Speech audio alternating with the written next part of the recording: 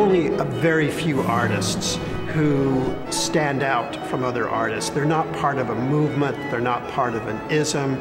They sort of stay at afar and manage to create brand new art that way, and I think Ellsworth Kelly is one of those artists.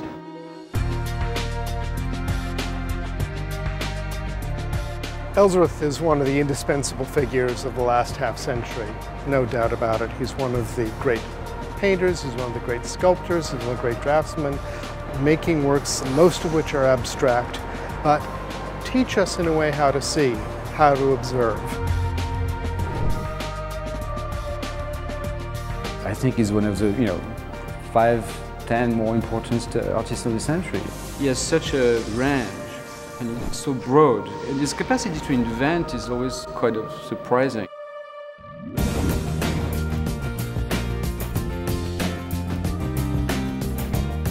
As an artist, I think that when he came back from Europe in the early 50s, he really opened up a new vocabulary in art. He slowed it all down, and he made you look at the painting again, the subtle things that were happening in the paintings, the juxtaposition of one color against another, the vibrations that were set off between those two colors. This painting is Ellsworth Kelly's first shaped painting.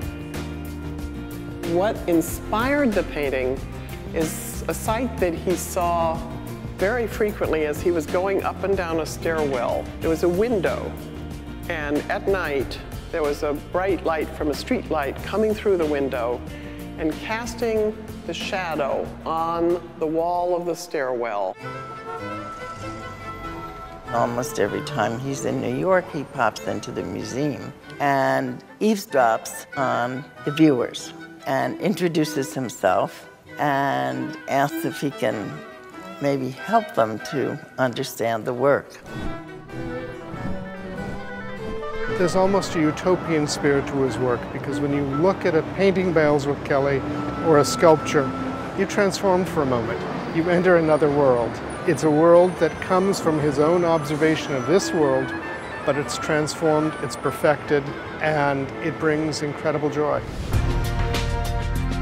I'm absolutely thrilled that Ellsworth is receiving this Lifetime Achievement Award.